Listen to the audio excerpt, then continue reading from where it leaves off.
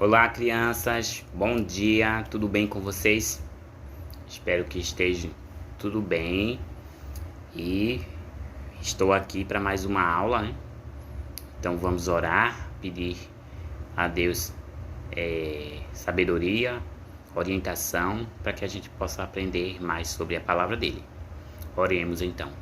Senhor Deus, nosso Pai, te agradecemos, Senhor, por mais este dia e por essa oportunidade de estudar mais da Tua Palavra. Abençoe nossas vidas, nos guarde de todo mal, nos ajude a aprender e entender o que vamos estudar sobre Ti neste dia. Fica conosco, é o que te pedimos, em nome de Jesus, amém.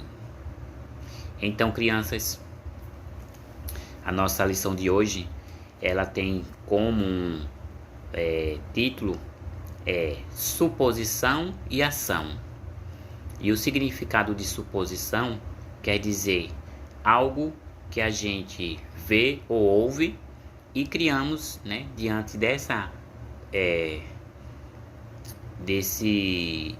do que a gente está vendo e do que estamos ouvindo, criamos assim uma ideia. E a ação é então o que a gente faz após ter criado, né, a ideia daquilo que vimos ou ouvimos. Então, um exemplo: de repente eu passo na frente de um bar e encontro, né, lá na frente do bar uma pessoa, né, que é da igreja, e eu suponho, ao invés de eu ir lá conversar com a pessoa tudinho, não, eu crio então a ideia de que aquela pessoa está ali na frente do bar porque ela está bebendo ou está fazendo alguma coisa que não é certo fazer. E aí então eu criei uma suposição. Eu não tenho a certeza, mas aí eu criei isso e para mim é aquilo e pronto. A ação então é quando eu chego diante de outras pessoas e eu digo: olha, eu passei ali na frente do bar e quem estava lá na frente do bar? Fulano. Então ela estava ali bebendo, ela estava ali fazendo alguma coisa errada. Então aí eu cometi, né? Eu criei, né, a suposição de que aquilo estava acontecendo só pelo fato de ver a pessoa na frente de um bar parado, e eu cometi a ação de contar para outras pessoas aquilo que eu achei que era, né? Achei que aquela pessoa estava fazendo. Então, a nossa lição de hoje vai falar sobre isso. E vamos ver alguns exemplos de coisas que aconteceram, né, com pessoas. Vamos ver 3 exemplos lá na Bíblia, tá? De determinadas acusações, determinadas ideias, sem que a pessoa tivesse a certeza. Então ela criou essa ideia, essa suposição, tá bom? Então, quando temos pressa demasiada em julgar alguém ou uma situação, podemos ter certeza de uma coisa: vamos cometer erros, maiores ou menores, mas vamos cometê-los. Esses erros podem trazer prejuízos em vários aspectos da nossa vida. Então pode trazer, como é que ele diz aqui, trazer prejuízos, né, para nossa vida, mas para a vida do outro também, tá? Então vamos ver alguns exemplos bíblicos sobre isso. Vamos lá. Então, o primeiro exemplo é Eli, lá no livro de 1 Samuel, capítulo 1. Eli era um sacerdote e ele encontrou, um certo dia, ele encontrou Ana dentro do templo onde orava.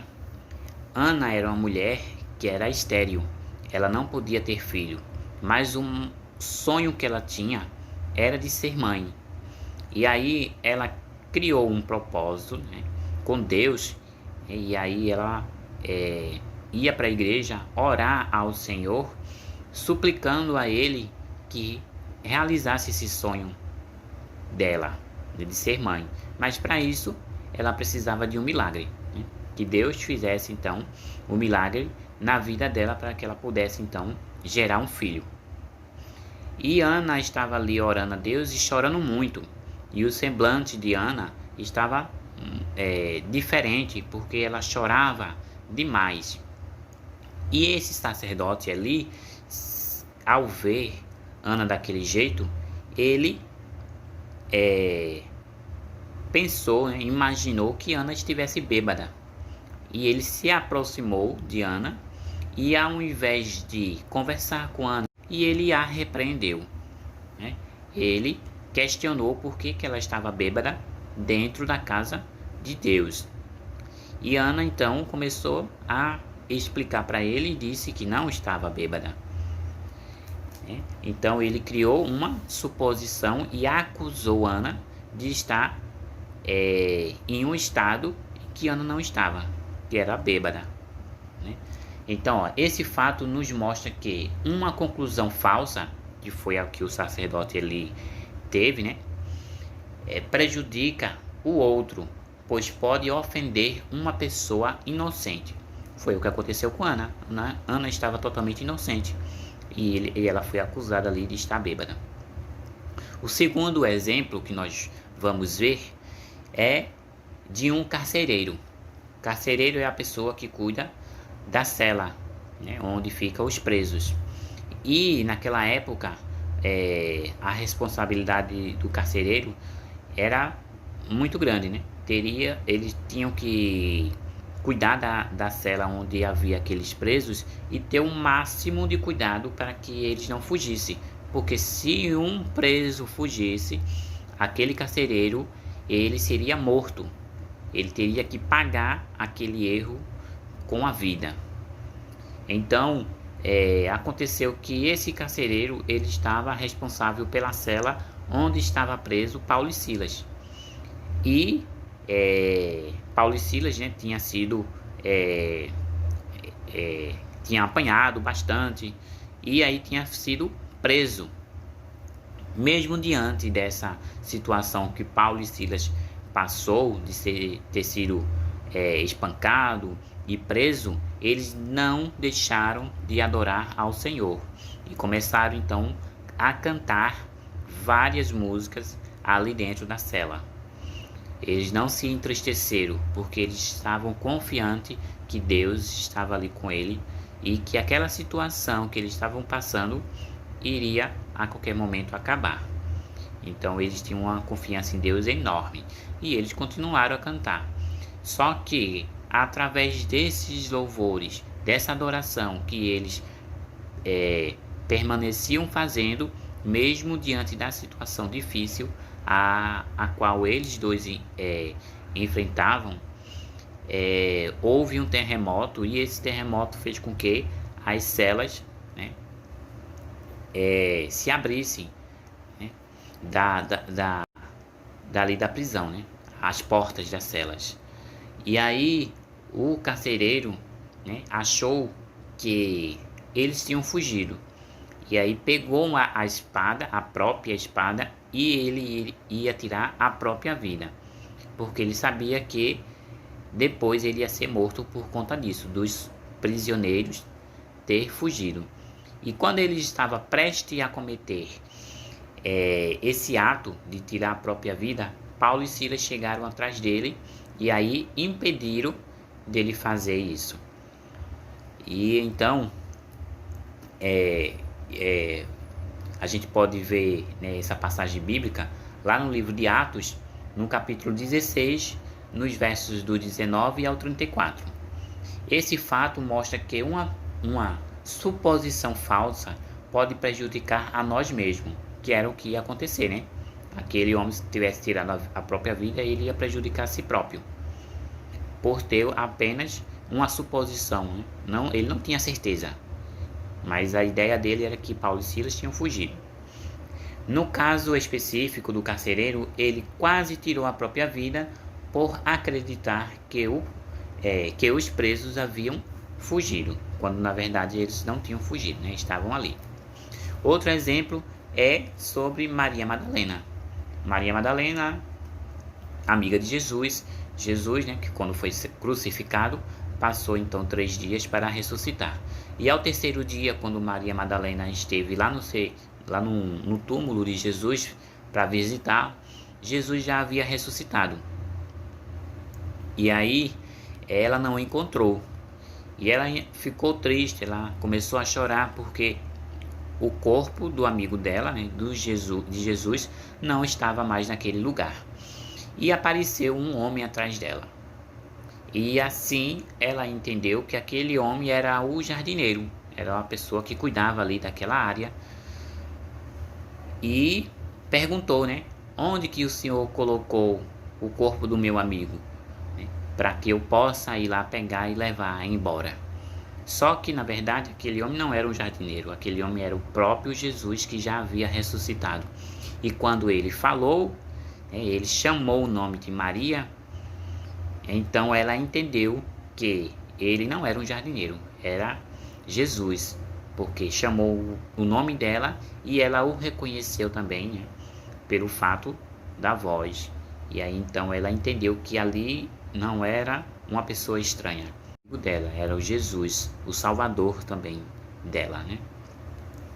Então, lá no livro de João a gente vai poder encontrar isso, no capítulo 20, dos versos do 1 ao 18.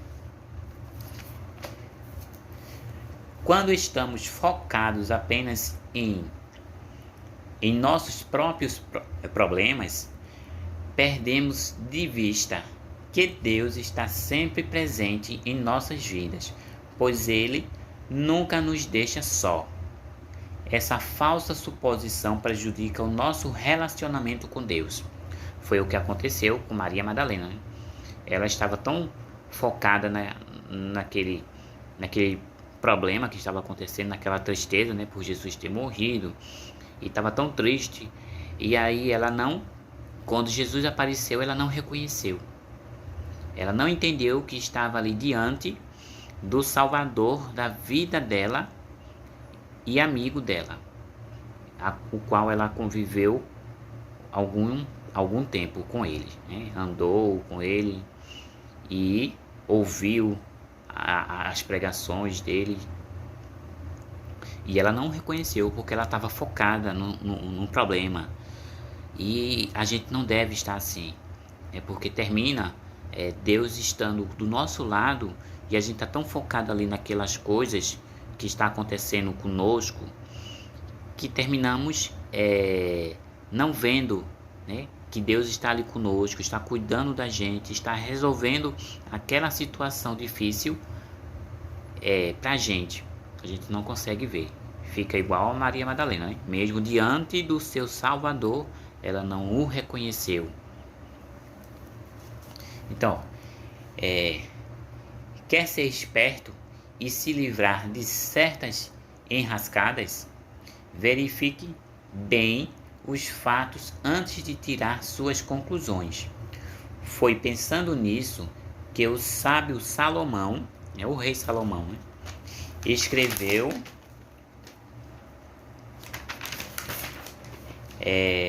lá em Provérbios no capítulo 19, no verso 2. Ele escreveu o seguinte: agir sem pensar não é bom. Quem se apressa erra o caminho. Então, crianças, a gente tem que ter esse cuidado. Qualquer coisa que a gente ouvir, qualquer coisa que a gente vê, antes de tudo, antes de sair falando e sair espalhando a notícia, a gente tem que procurar ver se aquilo é verdade, né? Ver se aquilo que a gente viu ou ouviu realmente aconteceu, realmente está acontecendo, e não tirar nossas próprias conclusões, né? As nossas suposições, né? Então, isso, agindo dessa forma, a gente vai errar, né? A gente vai prejudicar nossa vida e a gente pode prejudicar ou vai prejudicar a vida do nosso próximo. Então, o ideal é quando a gente ouvir, fulano estava ali fazendo uma coisa errada, a gente procurar aquela pessoa e dizer, não, eu ouvi, uma pessoa me contou que você estava fazendo isso, isso, isso, só que eu quero ouvir de você, eu quero que você me diga se isso é verdade ou se isso é mentira. E aí aquela pessoa vai dizer, né, se foi verdade, se foi mentira, ela vai confessar. E aí a gente vai ter a certeza daquilo, né? Então a gente não pode fazer nada sem ter a certeza, porque a gente pode prejudicar muito a vida do nosso próximo. Isso pode causar uma situação muito constrangedora para ela, entre outras coisas mais, né, que pode acontecer, tá? E sem contar que a gente também vai estar prejudicando a nossa própria vida, né? Porque um dos mandamentos de Deus, né, é não levantar falsos testemunhos, né? Então, uma vez que eu vejo algo e eu não tenho certeza, aí começo a falar só porque eu acho que aquilo ali aconteceu, então eu estou levantando um falso testemunho. Eu estou dizendo algo que não é verdade daquilo, né, daquela pessoa. Então, é um pecado que eu estou cometendo, né? Tá bom? Então, crianças, fiquem todas com Deus. Um beijo no coração de todas vocês, saudade e até mais, hein? Tchau!